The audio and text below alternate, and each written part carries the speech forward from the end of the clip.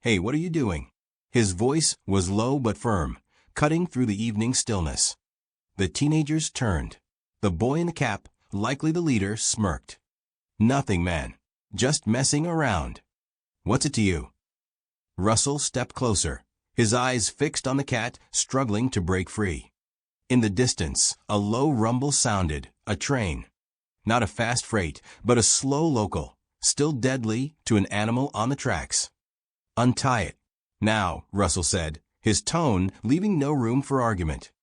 "And what are you going to do about it?" said another boy, shorter, with red hair. "It's just a cat. Who cares?" Russell felt anger rising, but he knew yelling or threats would only escalate things. He'd seen kids like these before, not just in America, but in Australia, where he grew up. Their bravado was fragile, masking insecurity. He took a deep breath, steadying himself. "You know a train's coming, right?" he asked calmly, locking eyes with the boy in the cap. "If this cat dies, it's on you. You ready to live with that?" The boy faltered, his smirk fading, but he quickly hid it behind a scoff. "Whatever, it's just a joke. Chill, man." Russell didn't break eye contact. He knew pressure wouldn't work, but dialogue might. He knelt by the tracks, ignoring the teenagers, and reached for the cat. The animal hissed, but didn't bite. The rope was tight, but Russell, whose hands once wielded a sword in Gladiator, untied it quickly.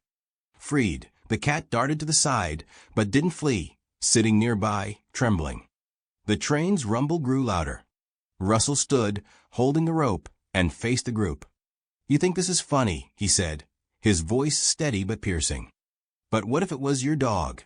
Or your little brother? Would you still be laughing?" Silence fell. Some of the kids looked away. The boy in the cap still held his phone, but his arm had lowered. "We were just," he started, then trailed off.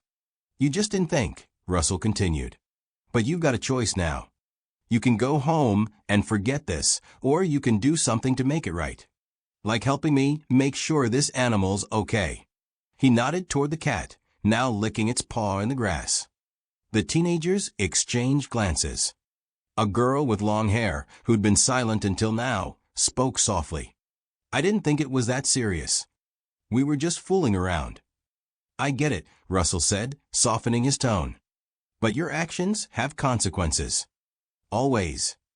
The train's rumble was close now. Headlights appeared around the bend, and Russell felt the ground vibrate. He walked to the cat, gently scooping it up. The animal didn't resist, pressing against his jacket. The teenagers stood frozen as the train rolled by, its cars clattering, drowning out all sound. When the train passed, Russell turned back to them.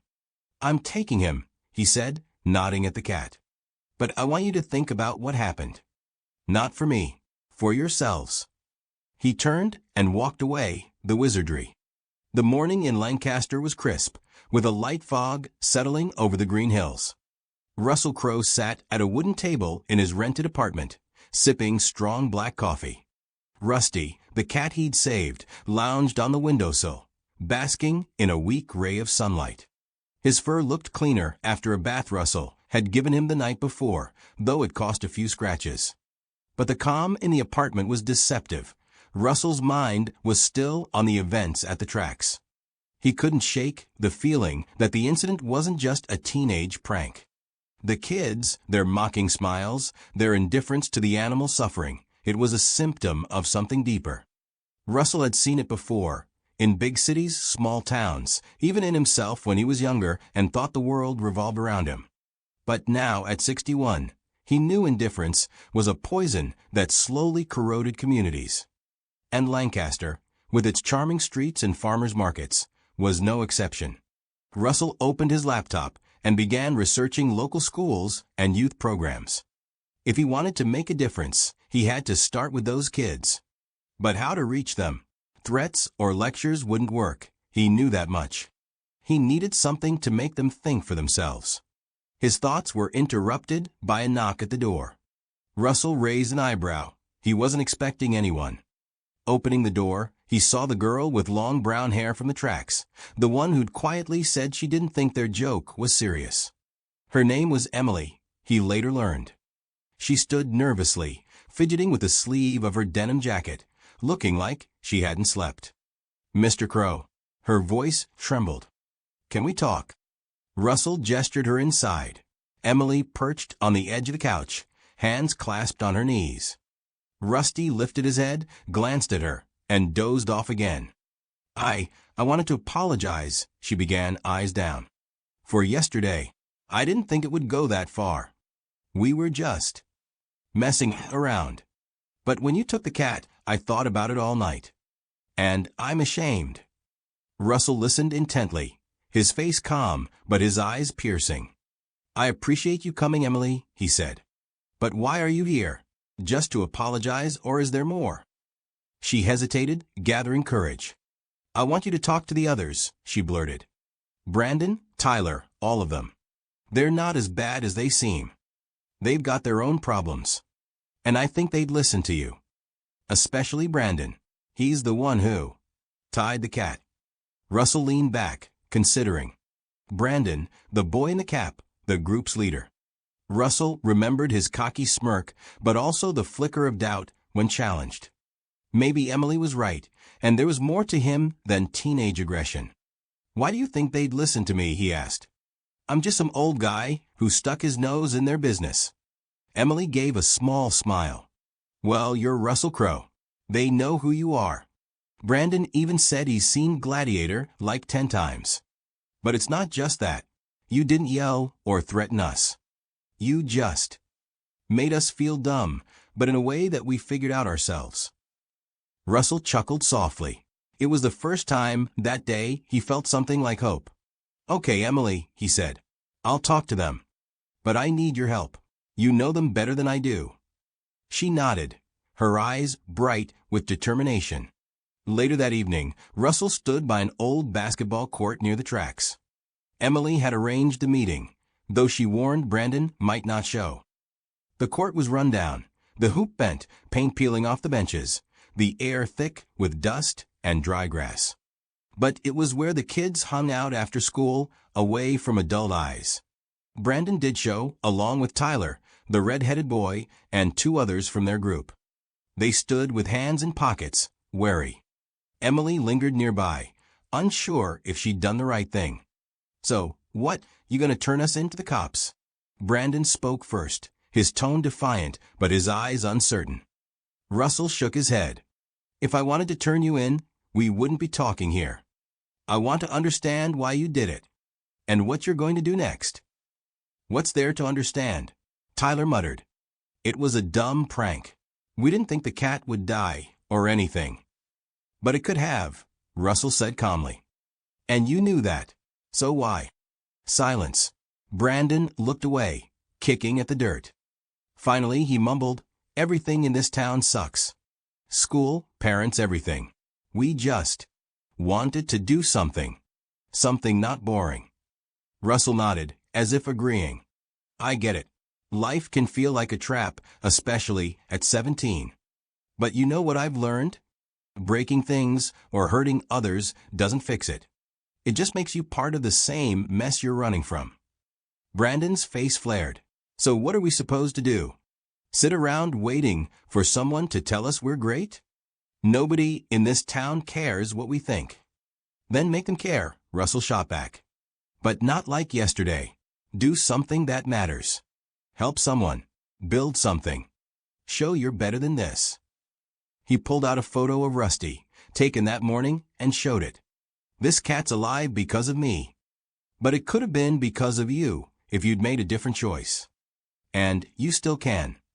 Emily, silent until now, stepped forward. Brandon, remember how you helped my brother with math? You can be cool when you want to. Why not try? Brandon scowled, but didn't brush her off. Russell sensed something shifting in him, maybe not full remorse, but doubt. I know a place, Russell said, his tone practical. The local animal shelter. They need volunteers. Not for glory or money, just to do something good. I'm going there tomorrow. If any of you want to join, come. If not, I won't force you. He turned and walked away, leaving the kids on the court. Emily caught up to him. Do you think they'll show? She asked. Don't know, Russell said honestly. But I gave them a chance. The rest is up to them. The next day, Russell stood in the Lancaster Paws shelter, holding a box of food he'd bought locally. The shelter was old, with cracked walls and the sharp smell of disinfectant. But the dogs barked eagerly, and cats squinted from high perches. He was cleaning cages when the door opened, and Brandon walked in. Alone. No cap, hair slightly messy. He looked like he wasn't sure why he was there. Emily said you'd be here, he mumbled. Thought, maybe I could help. Russell smiled, but didn't comment. Grab a scoop, he said, nodding at the tools. We're starting with the dog pens. They worked in silence, but the tension eased. Brandon even laughed when a puppy licked his hand. Russell watched, thinking this might just be the start. But deep down, he knew there was more work ahead, not just with Brandon, but with the whole town. And he was ready for it. The week in Lancaster flew by, but for Russell Crowe, each day left a mark on his soul. The Lancaster Paws shelter became his temporary haven, not just for Rusty, now officially settled in his apartment, but for the thoughts that kept him awake. The smell of wet dog food, the barking of puppies, and the soft purring of cats mingled with the scent of autumn leaves drifting through open windows.